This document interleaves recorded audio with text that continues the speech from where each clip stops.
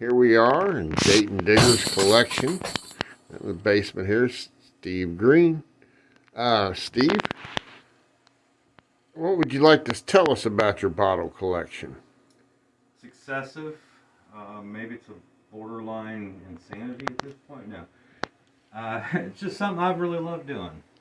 Of course, everybody knows that I metal detected for years, but then I found a bottle one day and I started doing some research and learning the history and the local bottle from Dayton, so it got me interested. Do you have a favorite? Well, I've dug so many different types of bottles that used to I tried to collect everything, but I've gotten down to just soda bottles now. And I prefer the embossed soda bottles that were commonly in use from 1900 to 1920 era. There's give or take on different years there, but most of these are what we call oftentimes straight side sodas. They have crown tops that were used. This is a dirty example. Let me find a little nicer one. Crown top soda, which we still use today, with the metal crown with a seal inside of it that sealed the bottle, and you pry it off the bottle cap. That's what most of these are. There's older styles of bottles, Hutchison soda bottles, which I have quite a few in the next room. And then after these, there's what's called the Deco era soda bottles, and I have lots of those over there as well. I really like colas and Cola War bottles, so I keep playing on how I want to do this, but right now I've got like my Ohio Coca-Cola soda waters, the non-Coca-Cola other flavors that the manufacturer bottle companies had.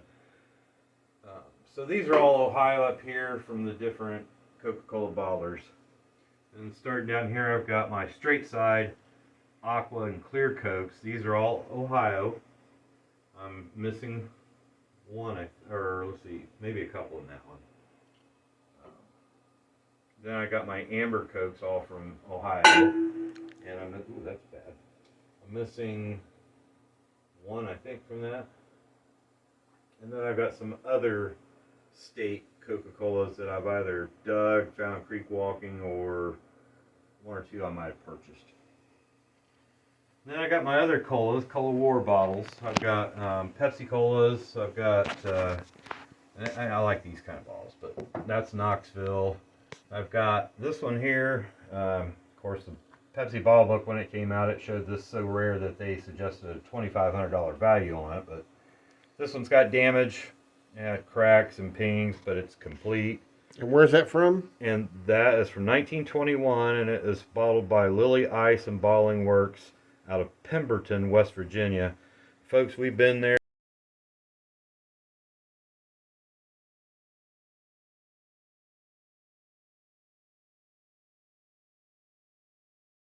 Pemberton, West Virginia is pretty much a ghost town. I mean, there's almost nothing left there.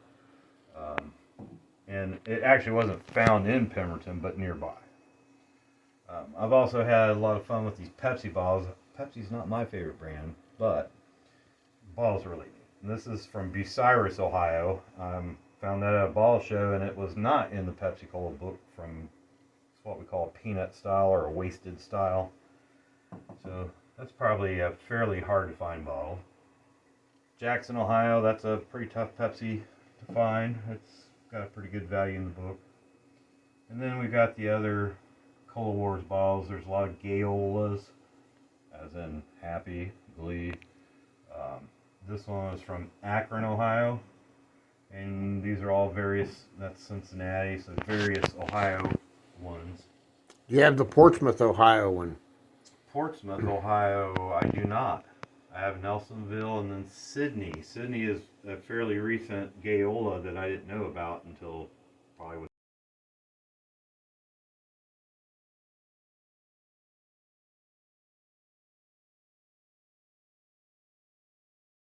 within a year or so. I also have a few from other states as well, like Huntsville, Alabama, Lawrenceburg, Indiana. This is a beat up one, but it's a pretty tough one from what I hear. That's really dinged up. That's from Muncie, Indiana. It's got Crown from the Crown Bottling Company.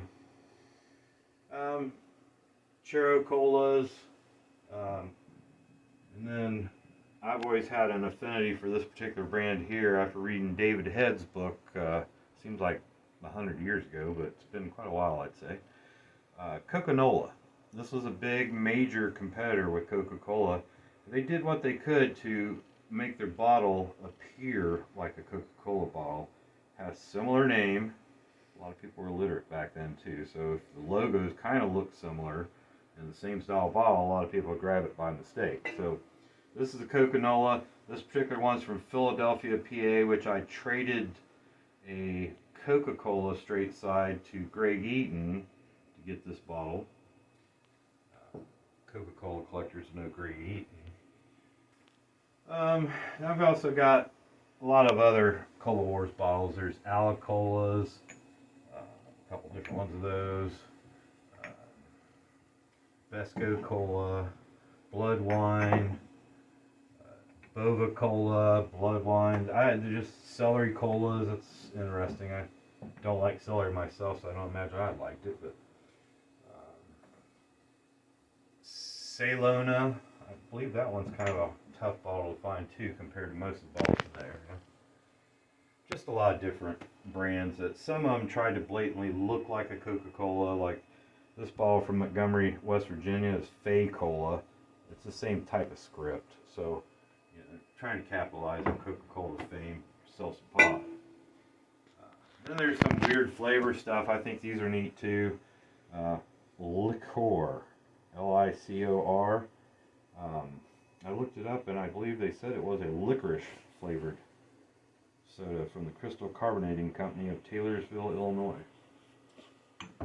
Lime cola, I could deal with that better. There's also lemon cola, Cola-Tona, Take-A-Cola, I think that's what that's called. Cola Mist, that's a Cola Mist, my bad. King Cola. There's a lot of plays on the names. Whoa, keep doing that. I'm going to have that busted before long. My Coca-Co from Lexington, Kentucky. That's a real nice example of that bottle. It's a fairly common bottle. I think I see more of the ambers than I do the clears or aquas. Then I kind of jumped down into Ohio O-Cola.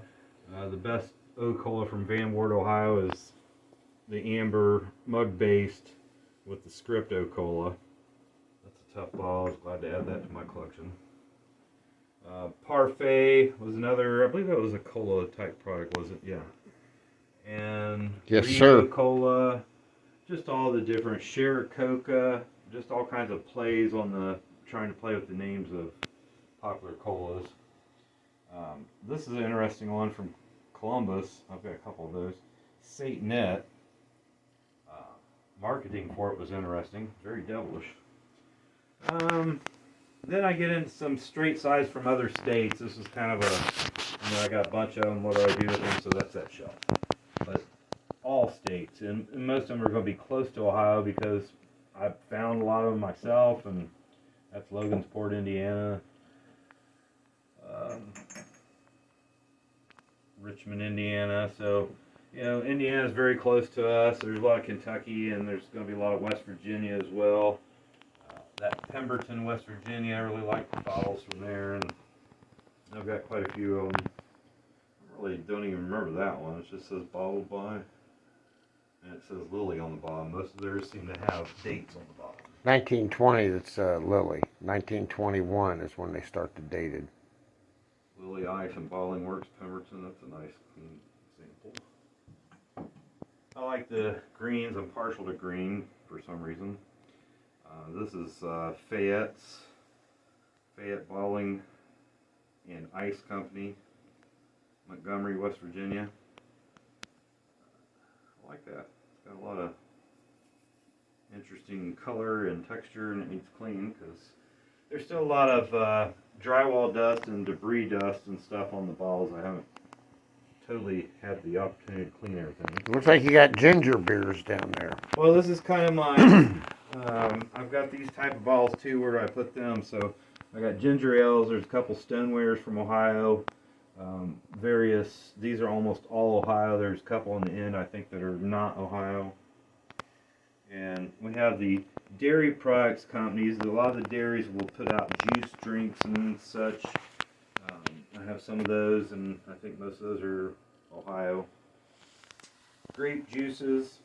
I like the little grape juice bottles. I actually found a blown, which is like 1900 era Welch's, and I thought that was interesting. And then got a neat one from Ohio, Fremont grape juice.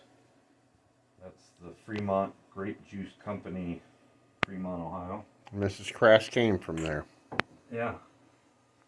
And the bottom was originally intended for quart bottle versions, but I don't have very many quart bottles. So right now there's a lot of just ACL as I unpacked it, filling it in. So that's going to change.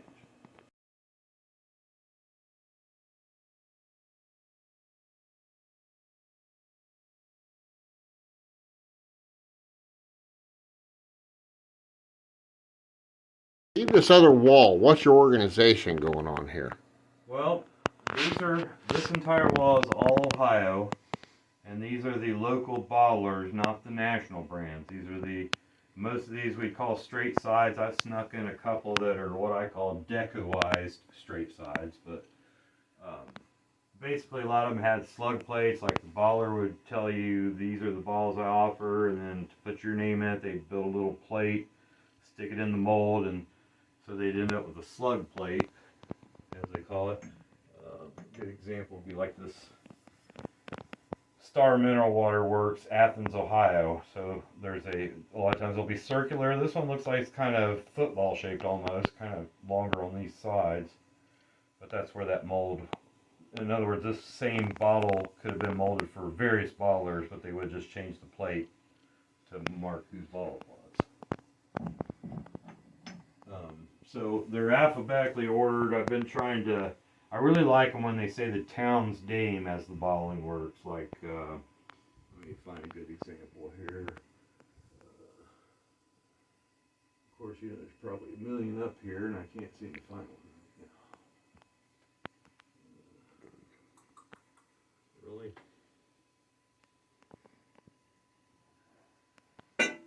Well, amazing. Okay, here's one. Delphus Bottling Works, Delphus, Ohio. So I really like when they say the town name, Bottling Works, Bottling Company, whatever. And that's what I started out concentrating on. A lot of these bottles, good majority of the bottles I've dug or found out creek walking or whatever various hobbies I have. But some of these I've purchased, and it's mostly the ones that have town names on that I've done that, because I just always like that better. Fremont Bottling Works. Go through it, there's a lot of them like that, but they're alphabetical. The A down here, the town I've got is Akron. I don't have anything below that. And then I've got all the way up through Cincinnati, I believe, on the top row. Something in the C's. Chillicothe. And then we start back down here. And there's some carryover from Chillicothe and Cincinnati. I don't have a lot of there's a ton more bottles from Cincinnati, Columbus, Cleveland, whatever. But I'm not going to buy those unless I know it's something you don't see every day. But there's just too many of them. They're too plentiful. So unless I actually dig them or find them, and if I'm not digging in those areas, I'm not going to have them. So my Cincinnati and Columbus sections will be really small. But my Dayton collection is really big. So I've got Cincinnati, Circleville, Cleveland, Columbus. I don't even know how to pronounce that town. Conduit. There's really interesting bottles. Every once in a while you'll see one that's purpled. That can happen naturally. This one's borderline whether somebody artificially did it. I'm not really sure, but this is a really cool bottle. It says Fargo Grape, say the name, from Fargo Mineral Springs, Conduit, however you pronounce it, Ohio. I like it when they turn purple like that. I think it looks pretty neat. The last town over here is Crooksville, which I did find one of those Crooksville Bottling Works in a creek. And then I start the Dayton on this shelf. And We start with Air City bottling, which has a biplane embossed on it, which why shouldn't it, being from Dayton, Ohio, the Wright brothers. All the way down through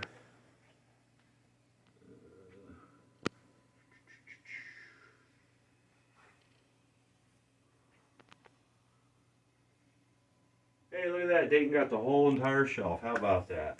Okay, and once again, I love green, and this is a color you don't see often on soda bottles. I don't know what type of green I'd necessarily call that, but it's a lot lighter. It's not bright and vivid like that's kind of like an emerald green. This is like a light olive green or something. I'm not really sure, but you won't see very many on that color. So in bottles, if you're collecting and you want something that's got value, unusual colors are big play in value. High grade from Hamilton, isn't it? Yeah, Hamilton, Ohio. These come in clear, which are all over the place, and they also come in green, which aren't as common. There's still a lot of them out there, but much more desirable bottle because of the color. Once again, this is a tough bottle. I don't know if anybody else has this bottle, honestly. Gloucester Bottling Works, Gloucester, Ohio. 6.5 fluid ounce registered. This bottle cannot be resold. Has a ring neck and it's green. I know a couple of people have told me they haven't seen this before and they really want it, but it's staying in my collection. I love it. Gallipolis, so you got Gallipolis Bottling Works. I got Galleon Bottling Works. Fremont Bottling Works. Astoria, Finley, Fairport Harbor. I don't know where that's at. Fairport, East Liverpool, Denison. Everything's pretty well represented. I've got some smaller town stuff that I never heard of the town before. Those are typically going to be better bottles because there's fewer of them available. A lot of times you can find unknown bottles from the smaller bottling works. Painesville is a very interesting town in our city I should say. This is from it's Painesville Mineral Springs Company, and it's called, in cursive, Utopia Grape Soda. And my understanding was, if I remember my history correctly, it was a large hotel in town that Hotel or a theater? Yeah, I kind of was thinking theater too. I thought it was hotel, the Hotel Utopia or something like that. But so that's a pretty tough bottle to find. It's a really nice example. I like it a lot. It also comes in a aqua bluish color. It's real pretty. There's also a really good Coke bottle from Painesville. Here's another O-Cola. We showed some over there earlier. This one's from Paulding, Ohio. You don't see that one as often, but it doesn't have the cursive style, the script style. Another Paulding, Western Ohio bottling. Pickle, good quality. This one's kind of like what I was saying deco-wise. It's like they were basically making the same straight side soda, but they said, hey, how about we put some little flares or something, you know, on it. So not quite what you'd say deco, but this is the Williams Bottling Works, Pleasant City, Ohio. Another smaller town. Port Clinton. They're just real nice greens. These are E. Kenrick Company, Harold Clayton, Portsmouth. There's a lot of nice Portsmouth bottles there. Harold too. was the manager. Yeah, and I when figured that. when Edward died, he was to inherit or to get to take over the bottling operation. Yeah. Get myself back up here. Okay. Ravenna, Ohio. Is it Ravenna or Ravenna? Reading, Ohio. I dug a lot of these in a privy down the north side of Cincinnati one year. Rainbow. That's also from Reading, Ohio. Salem, Ohio, Salem Bottling Works. Shawnee, Ohio, this is an area that Ron and I both really like in that area there, finding stuff. I like old coal mining town bottles really well. This is C.P. Elder from Shawnee, Ohio. Ron's wrote about him. I'm sure some people have seen some of the information on Mr. Elder by now. Sydney, quite a few cities. Then Springfield, we're close to Springfield. I've found Springfield bottles for a lot of years now, so what I've got on display here, but there's Springfields down through here. Now, what's your farthest end of the line there? What's your last bottle? What's your last bottle in your row there? That'd be from Zanesville. Thought that might be a Zanesville. And that's the Muskingum Products Company. It's a 7-ounce bottle. This bottle is not to be sold. Usually if you see that this bottle is not to be sold or something to that effect, it's a little bit older, but this one is machine made, so I'd say maybe like 1905, 1910 era. MP code on the bottom. This one's probably a little bit older. This one's in a round, well, it's also kind of oblong. Kernan and Company, Zanesville, Ohio. And if you look at the top on this one's got the most unusual top. Oh, wow. Have you ever seen? No, that's